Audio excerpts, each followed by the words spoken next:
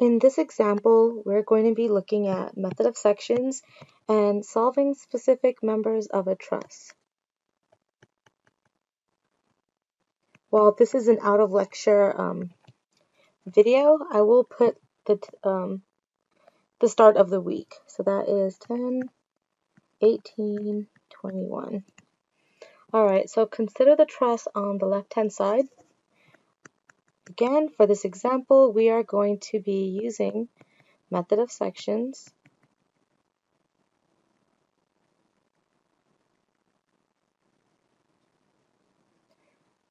To find the force in, and I'll go ahead and put this in some kind of separator, in the loaded truss.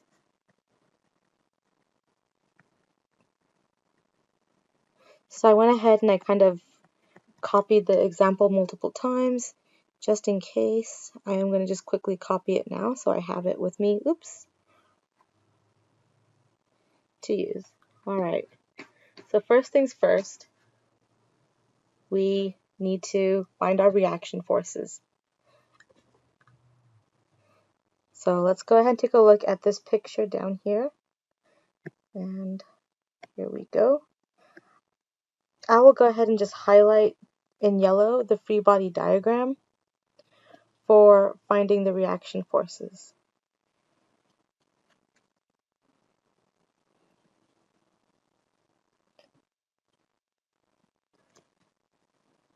So I'll put here general steps. I will also make note, well actually let's do the reaction forces first, and then we'll go ahead and start doing the actual method of sections problem sequence. So first things first, label reactions. Now in a previous example we saw that when you have, it's good to check for statical determinacy, but also you want to note any symmetry of the body and also look at how the reactions are placed or how the supports are placed.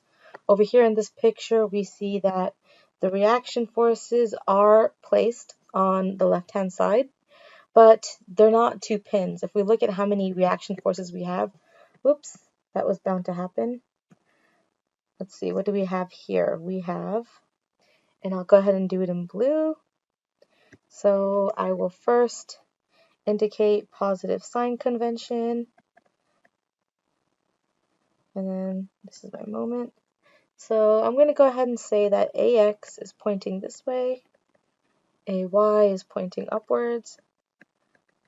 Again, we can either infer the direction or we can make an assumption, and in either case, if our answer is negative, we know to flip that direction. But I'm going to go with this here. We solve for the reactions, and then the next part is to make our cut. So I'll go ahead and I'll do some color coding here. We're going to make the method of section cut. And I'm putting cuts plural in the case that we might have to take more than one. But let's go ahead and take a look at some options here. So I will need to know what member I'm searching for. So I will go ahead and kind of point that out here. So I'm marking it in green. We're looking for this member here.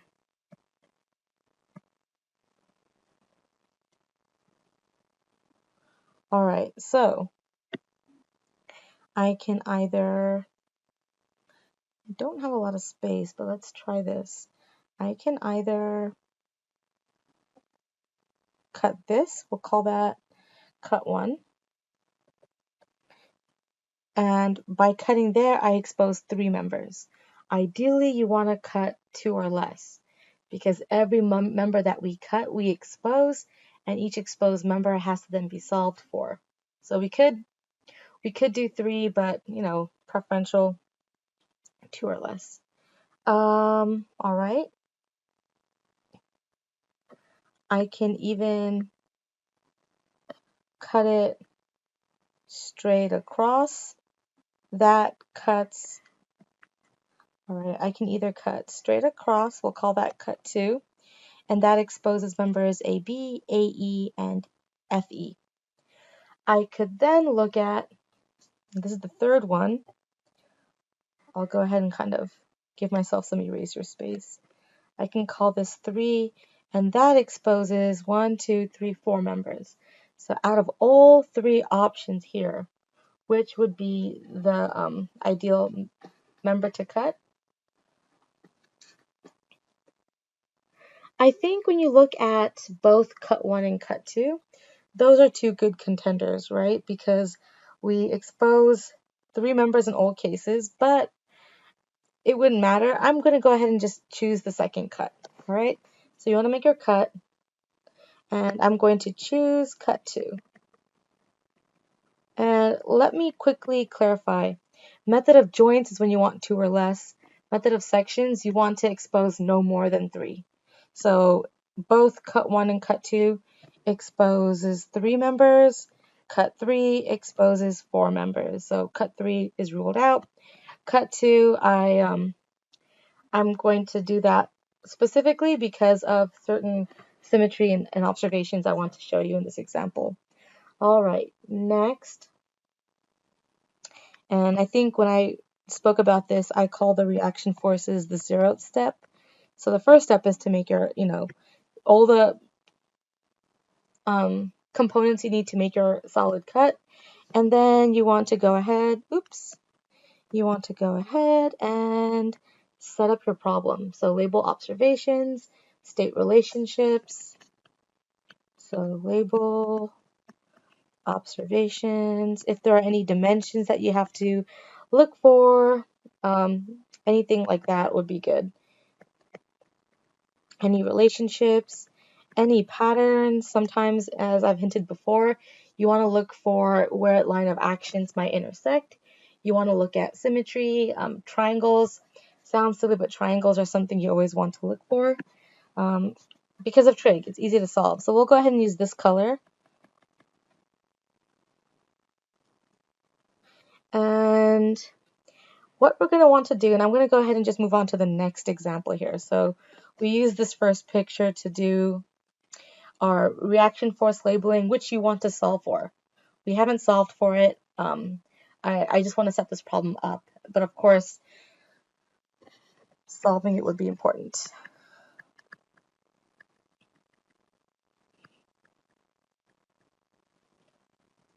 For the sake of going through this problem swiftly, I'm going to omit solving certain parts for now. Let's go ahead and, make some observations now.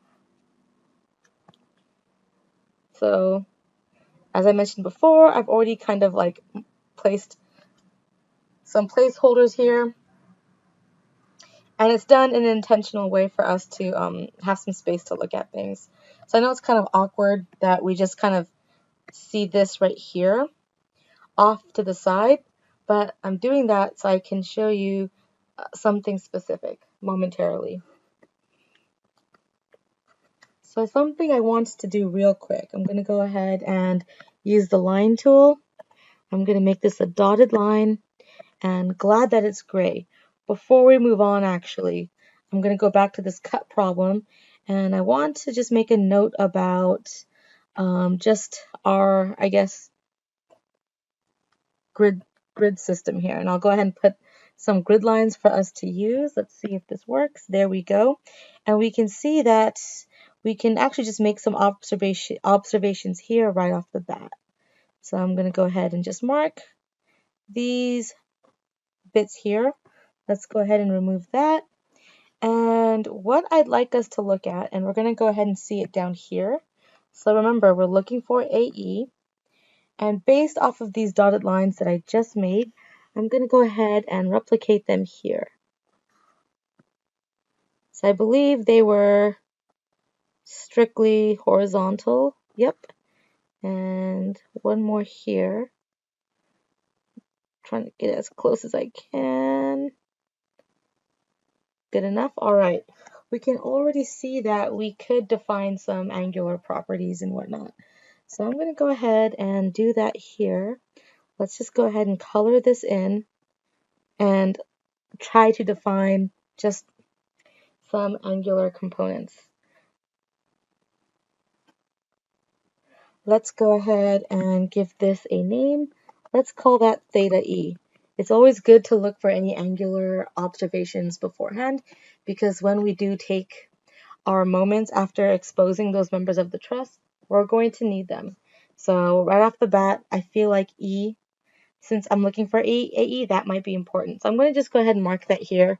So while I see in the bigger picture on the top left side, I'm going to already go ahead and mark theta E, as that may come in handy. Sometimes we might do this step after I'm doing it beforehand, but at any rate, let's go ahead and think of what else would we need to find theta E. So I believe this here, based on the original picture, we should infer that this is 0.5 meters. So this would be 1.5 meters. And I'll let you take a look at the original picture and determine that. If you can't get it right away, please reach out and we can review that together. And then from here to here, I believe this is 2 meters, which is already given to us up here. And so now I can get theta E. So I'll say theta E is going to be inverse tangent of 1.5 over 2, which ends up being 36.9 degrees. Okay, cool. I'm just going to keep that there and hold on to that later. Let's go ahead, and then the last step would be to do calculations. So let me just put that down so we can go back to this. Calcs to solve for AE. All right, so let's come down here. I took the same picture and I went ahead and I already muted out the part of the truss that we are not looking at. So when cutting the truss,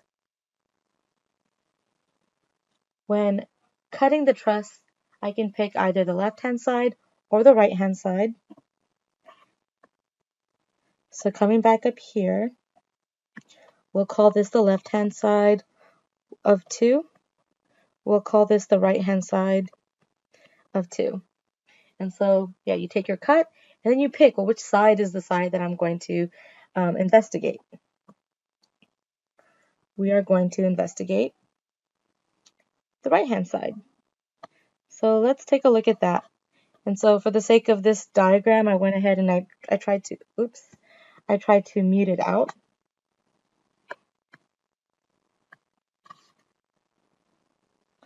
And again, let's just draw our line here. And I'm just going to make it a dotted line for us. And I'll call that cut 2. Again, left-hand side of 2, right-hand side of 2. The subscript just helps me remember that's for that cut. If I were to take multiple cuts, I'd like to remember what I'm looking at, but that's up to you. So in doing this, well, we expose members. And since we're looking at the left-hand side, let me also go ahead and do this. I know I'm kind of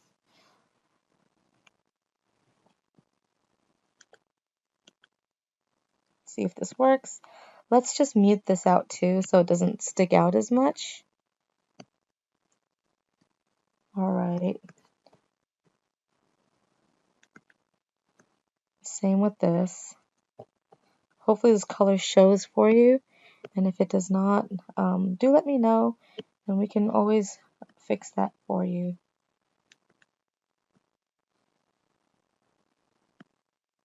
Okay. Being a little nitpicky, but that's okay. Seems to not like to change colors when they're mixed. All right. So let's go ahead and draw our exposed forces. I'm going to use red. So this member gets exposed. What do we call that? We call that AB. I'll call that AB.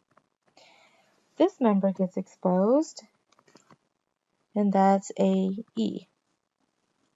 And that's also the one that we're interested in. So I'm going to go ahead and just remind myself with that marking there. And then we also expose this member here, which is FE. Don't know why my pen does that, but try that again. There we go. Okay, so when solving for different members, one trick that I like to use, and it's come in handy many times, is to project the line of action. See how far it goes from both sides of that line, and look for points of intersection. So I'm seeing that with the direction of these line of actions here, it would make sense for me to bring it all out this way. So I'll go ahead and do that with that one. I'll go ahead and do that with this one. Kind of just gave it away. Try to follow the line as close as possible. And then I am going to go ahead and do it for this one here. Because guess what? We can also see a point of intersection here, which is pretty neat. Alright, so we have 2 points of intersection. Let's go ahead and mark them both. I'm going to choose orange to mark them. So we have this point here, and we have this point here. So I think if I'm going to take a moment about a point, I want to make sure that the variable in that formula is the variable that I'm solving for. So I don't want AE's line of action to cross through one of these points.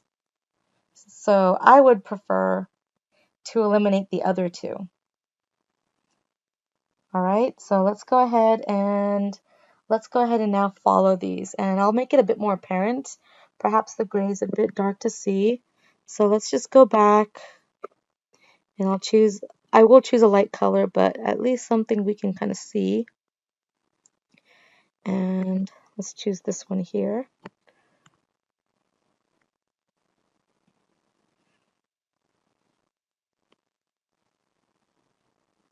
And maybe not. Maybe it might just be, let's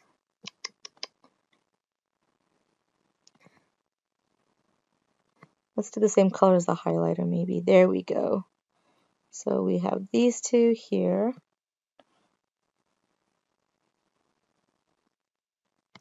And now that we have this new point, it would be worth also determining some dimensions as well. So let's go ahead and just remind ourselves that this length here is 2 meters. And then again, this is why having a ruler is very helpful. We can use that just in case. I'm going to go ahead and just make this mark here. So we have that point there as well. So what am I looking for here? Let's give this new point a value. So we have A, B, C, D, E, F. So let's just go ahead and call this G. That's our new point of interest. And we're going to want to know a couple of things. We're going to want to know this. We're going to want to know this length here. So this here, I'll call that AG. And then just to kind of differentiate, I'm going to call this line here, and I should have put the longer one outside, but whatever, that's okay. We'll go ahead and call this CG. All right.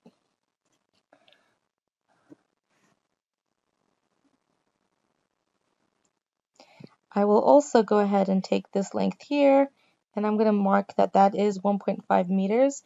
We found that out earlier here, if you remember. We used this picture to determine the length of that member. And maybe scrolling down a bit. Oops. Maybe scrolling down a bit would be good. Okay. And let's go ahead and just remind ourselves a couple of things here. So this 1.5, I'll circle this and point out that 1.5 from, and I'll call this figure 2. Let's call that figure 2. This is figure 3. I think it's probably figure 4. So hold on. Getting a little, we'll call this figure 3. This is figure 4. All right. Doesn't like me erasing that. All right, so figure 3. Oops. All right, anyway, what else are we looking for here? Let's go ahead and put a quick note. I do want to emphasize on something. So over here, since we are not looking for a force in, I'll put the same note we just talked about earlier. Since we are not looking for forces in A, B, or FE,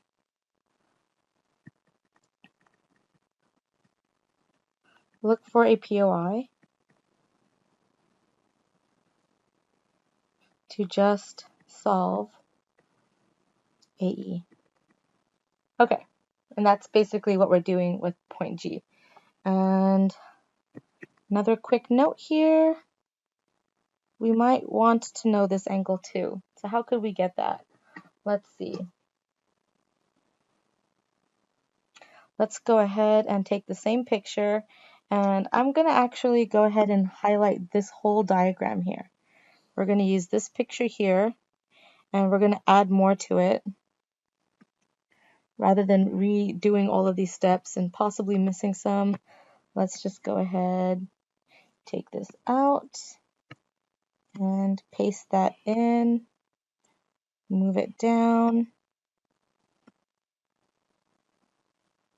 bingo, move it a bit lower. Okay, so we're now on, and I did it again, goodness gracious, we're now on figure 5. And so let's go ahead and just wrap up any last values, note any specific forces and components. So since I'm looking for AE, I'm going to go ahead and do this. Let's see if this works. Nope, it won't let me do that. So for AE, let's go ahead and take a look at these coordinates here. So we have AEX, AEY. Okay, and what are certain forces that we might be also interested in? We do not need the reaction forces because we're looking at the right-hand side. So that's another nifty trick. If you choose to at least make your judgment on which cut you're going to take and which side you're going to look at, you don't have to solve for the reaction forces yet. So that was another perk or benefit to taking the sequence that I took. I went ahead and labeled my reactions, and then I looked to see where can I cut it, and then if I slice through with 2, and if I look at the right hand side, I don't need to worry about the reaction forces. Now I can focus on the left hand side and it would be a totally different problem. I can focus on cut 1, and same thing, I can choose different sides and it would be a different problem, but no matter what procedure you take, you will, as long as the logic is sound, you will get the right answer. It's just a matter of thinking about how many steps can you eliminate so that your work is streamlined and you're preventing, with less steps, you are preventing or lowering the chances of getting error. All right, well, back down here, let's go ahead and now set up to solve. So we have this picture, there's a lot going on here, but again, there are certain things in this picture we don't need, but I couldn't really remove it. But let's go back up here. And so we made our observations. We found a point of interest that would allow us to just have one variable in the moment formula, and we can solve for that variable. Now we're going to go ahead and solve it. And I'm going to go ahead and choose, we'll go ahead and solve it. We'll go ahead and solve for AE, and I'm going to choose this color. Okay, so we're down to our last figure, which is figure 5, and we do have some missing pieces here. Let's go ahead and label what they are. So let's see. Actually, we may not need to yet. Let's go ahead and label the different forces that pop up in our equation here. If we take our moment about G, which forces pass through, which forces do not? So I'm going to have two things here. I'm going to have the dark gray shading, and I'll also have this blue shading here. The dark gray shading are forces that you do not consider. And then the blue one is forces to, and I'll put a check here, consider. And again, this is for the case when we're taking our moment about G. And let's start from the left and span to the right. So reaction forces, we don't have to worry about that. But looking at AB, we know that AB passes, the line of action for AB passes through G. We don't care about that. Looking now at this 2.4 kilonewtons, okay, this we have to consider. This at C we have to consider. Okay, now looking down here at AE, so we have to consider this as well, right? And we can either consider the component or the resultant. And I'm going to go ahead, or when I say resultant, I mean the actual number. I'm going to go ahead and highlight the components. Okay, so we're going to be looking at those numbers there. Do I have all of the necessary dimensions? So earlier, I kind of jumped ahead, and I did solve for, and I'll go ahead and put it here, I did solve for theta E. So that is going to be helpful. Theta G, turns out I might not need it, but I just gave myself that awareness earlier that theta G is there, but I don't need it, so whatevs with that. However, if you look at AG and CG, we don't know what those terms are. We could infer based on the slope of this length right here. Let me see if I can find a color. So based on this slope here, we know that this is 2. We are given this segment here. So let me just, we could infer, we do know this height here. What's this height?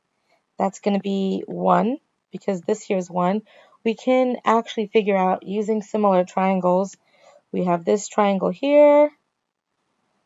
So let me just shade that one in. And then we also have this triangle here, right? This larger triangle that I'm going to try to do in yellow if it shows up. It didn't show up. Okay.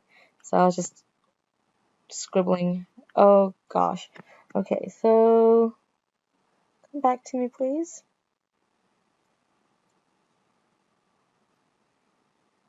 Perfect.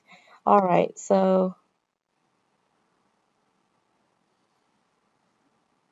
we have this larger one here. And using this right here, we can determine that, okay, well, AG is going to be, if it's 4 to 1, then AG is going to be 1, 2, 2, sorry. And do we need AG, or let me actually correct us here. We're not looking at the entire beam, we're looking at it from E. So it would actually be EG, my bad. So this here is EG. EG ends up being 6. AG would be 8, but we're not looking for AG, we're looking for EG. I may not be able to edit that out of the video, but hopefully this makes sense. So we get that, and then with that pattern that we just observed, CG should be, so this is equal to 6, CG is equal to 4. So we can, again, use that observation, solve for those pieces, and get, and just like that, I lose everything. Maybe I should just paste the picture, and then instead of, okay, let's just not erase that. How about that? Maybe I'll just erase this part here. Okay, so anyway, we have that information. Let's go ahead and set up our formula now to solve. And so we have the forces that we have to consider. We have the effective lengths. AE was not important because we don't have any forces acting here, so we didn't have to look for that. But anyway, let's go ahead and wrap this up. So taking our moment about G, what do we get? We get, and again, starting from one side, spanning across the whole truss body, we get that this is going to be minus AEX 1.5 minus AEY. This is going to be 6. It's the length, it's the perpendicular length from that force to G. So for EY, it's this length here. That's going to be E6. For AE, that's going to be this length here, which is 1.5. All right. Plus 2.4. Again, 6 plus 3.24. So you may have noticed a lot of these method of section problems, it really comes down to dimensions and looking at points of intersection. So always try to kind of just draw it out and see where do points cross, look at dimensions, are there any angles that we have to solve for, is there any way for us to figure out what these effective lengths are based on the design of the truss. And it's this whole formula here. So it's this whole thing. And real quick, I'll put as a note, AEY is going to be AE sine theta E.